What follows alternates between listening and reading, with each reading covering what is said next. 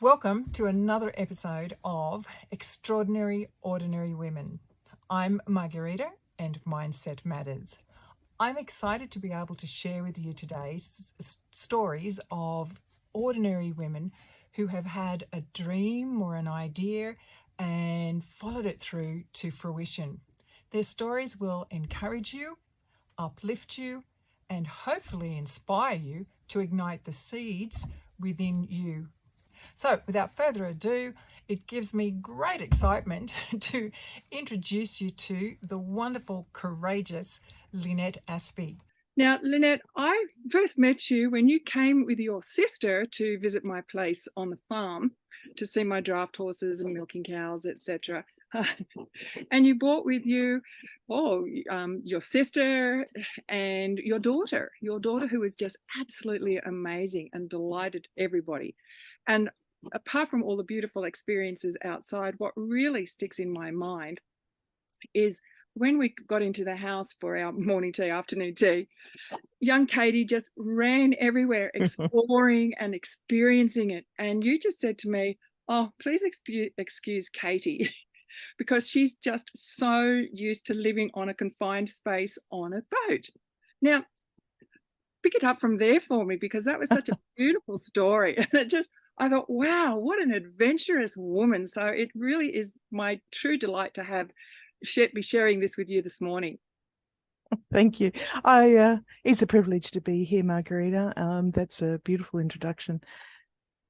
I remember that day so well. I've still got the pictures. Actually, we'd been living on our boat for nearly a decade by that point, and my husband and I decided that we really wanted a kid, so to raise them as a sailing child with all the freedoms and experiences that entailed. But visiting family in Australia was a really touch base and important thing. And I think that was the first time that you and I really had the opportunity to connect, and being able to come out to your fabulous property and give Katie the experience of being not only in Australia, but that touch base with with the country and the land and the eucalypts and the sensories experiences. But yeah, you're right. When she came into your gorgeous house and there was all this space, it was like she was in a boat, but she had the whole wide world. But here she was. It was like the TARDIS. It seemed much bigger on the inside than it was on the outside. So yeah, the sound of her little feet running around each of the rooms, exploring, and because she was at that size, I think you had the perception of a little person being able to get into all the exciting nooks and crannies. So I do remember the feeling of following her around, watching her excitement and her discovery, and feeling that sense that we forget to take in those details, in childlike details, the joy and the wonder of discovery, even if it's something that we take for granted, like your home. So space was something that her experience reminded me of how different children experience space. And then we went on our beautiful picnic with your horses and things, which I have to admit was purely indulgent on my part. So. Now, in talking about the horses, you actually have a background in horses and grew up with your aunt having horses. So what took you onto the sea? Oh, now that is a long story. I'm not sure we have time for that. But like most like most young Australians, I had very itchy feet, and I left Australia to actually take up a job in London. And that was in 1988, if I remember rightly. And so I was in London and enjoying myself, but also working very, very hard. I was a very ambitious young woman. I'm much younger now than I was in my 20s, I like to say, and very serious. And after some many years of experience and also disappointments, I was burnt out. So when my then boyfriend and I decided that we'd like to learn how to sail, I rediscovered that sense of freedom, coming back to the sense that, my little girl was having as she was running around with innocence. For me, sailing was like that. It was totally new, and the sensory input of being out on the sea was, it did actually remind me of riding, to be honest with you. There's been this correlation. I recall after having been away from the sea for quite some time, when I got back onto my horse, when I came back onto the land, I realized that connection was the same, that sense of space, the sense of freedom, and it unlocked something in my mind. There was a connection there. So when it came to sailing, for me, it was both freedom, but also it was recovery. And I never felt confined in the small space of a boat, because the boat became my home. And we took it around the world, nearly. I didn't quite get my circumnavigation, but we nearly got there. So yes, it was challenges, and it was freedoms, and it was connecting with nature in a way that was very reminiscent of growing up in the country. So those things were memories overlaid on each other, a bit like the old onion that we talk about. And I could connect through those feelings, even though they're very different experiences. So, Lynn, you went from learning how to sail and enjoying sailing to actually living on the boat and traveling around the world. Yes, it was. It was. I do say that I ran away to sea in my 30s. It was a choice, a very conscious choice that two young people made at the time, to choose, even though we weren't. We met a lot of people who had waited their entire lives to go sailing. It was their reward for a lifetime of very hard work and commitment, and justly so. We took a different choice, and that was to do it now. And I knew at that point that I would probably have to pay for it in my 50s. But we did run off to sea, and we did have amazing experiences. And Katie grew up in the Caribbean as a boat kid. And so with some of our visits back to Australia to catch family and to make connections and friends that are now my lifetime friends. Now, I know when I first heard your story, Katie growing up in the Caribbean, living on a boat in the Caribbean, it just filled my heart with this nostalgia, this beautiful image. And you said, well, not quite. So with every dream comes challenges. Would you like to share one or two challenges that you had in doing that? The life itself is very challenging. So there is always a veneer that people put onto their dream. So I always choose to observe, if you like, that dreams are a little bit like goals. You work towards something and you get it, and it gives you a perspective, a bit like standing on a hill. And then you look around, and once you're there, you think, okay, where next? And so to achieve a dream is not necessarily to say, well, that's it, I've done it. It's to build that experience and to understand that. We had a bit of an interruption, didn't we, Margaret? We did. So welcome to day 2, Lynn. That's the joy of living in the bush, isn't it? Electricity comes and goes, sometimes frequently and sometimes not. But there we go. It happened to us yesterday, right at a crucial point. So yesterday we did cut off with talking about the challenges, and you mentioned climbing mountains and saying where to from here. So if you can pick it up from there, that would be great. But yeah, I have a tendency towards the metaphorical, I will admit.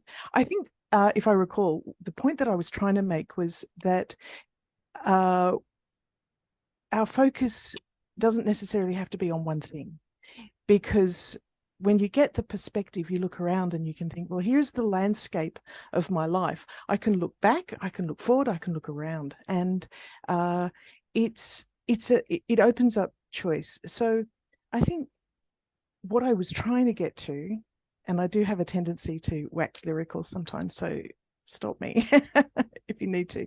The point I was trying to get to, I think, was that by building life experience and not being afraid of setting out when you don't necessarily know where you're going, just following that idea or that thought, is worth it of itself. It doesn't necessarily mean that you actually, climb to the top of the peak and go, woohoo, look at me and pant the fag.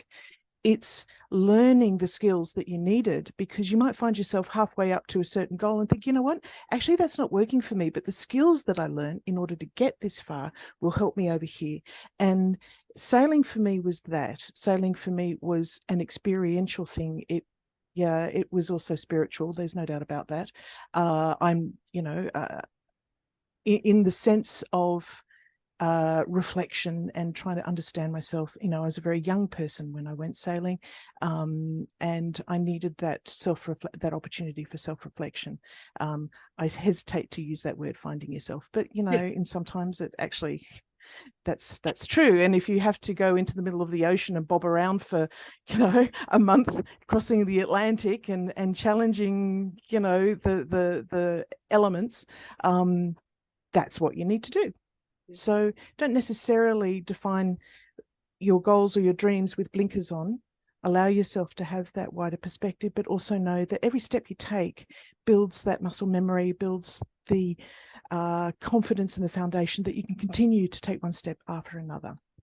Oh, I think that's where I was heading anyway. And I just really enjoy that, the way that you've expressed that, because so often we tend to say, well, this is my dream, this is my goal, bang, that's where I'm going. And in actual fact, it doesn't always. We get along the way and realize that perhaps it's really not the direction that we want to be taking. So thank you for sharing that.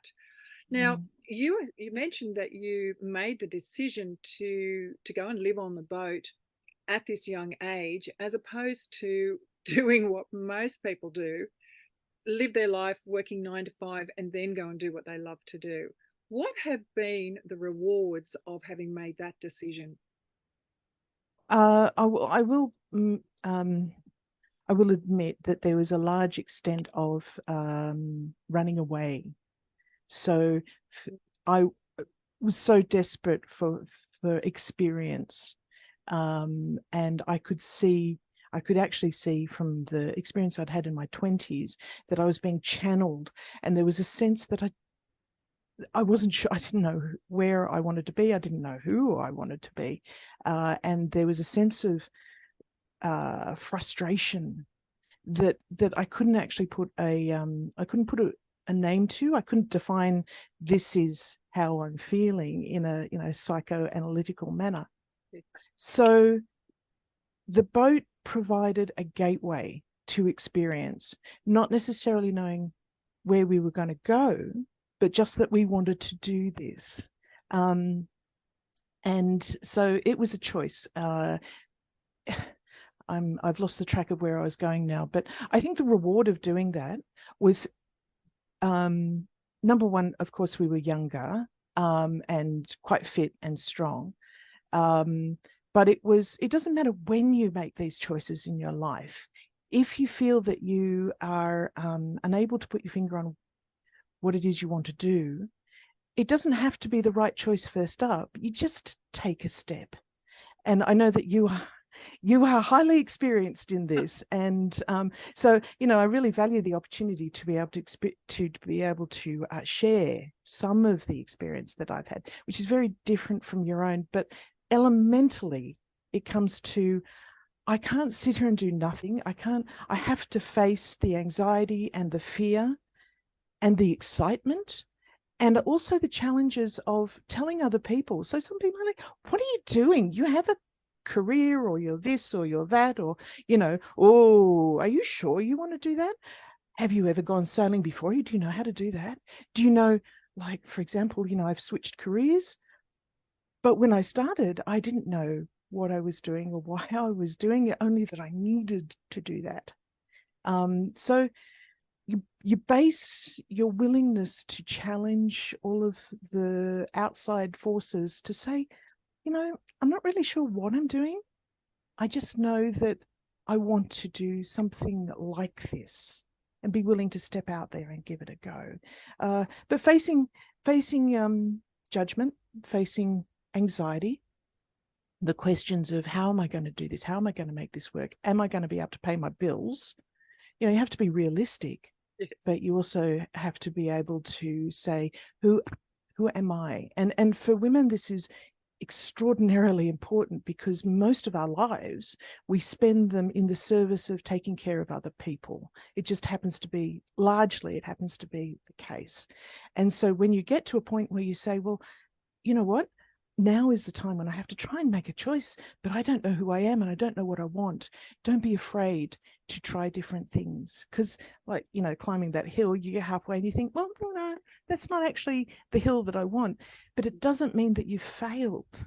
It means you look back and you go, look at what I've done. Look at all the things I've learned to get here. And now I know that this is where I'd like to go next. So that peak isn't necessarily your goal, it's just a direction that you take. And I think that that's really, for women, that's really important, to be able to learn who you are as a person, and to be willing to take the risks, and to be willing to stand up against the judgment and say, you know what, I'm doing this for me, not for you. Yeah. And it can be a little bit scary, because it means you might have to isolate yourself from people. So anyway, I did go off track there. I'm sorry, but I actually think that such wise words. Can I just interrupt there? Because yes, I would like to know some rewards that. Well, I think you're enjoying. Yeah, I was actually going to say that is the reward.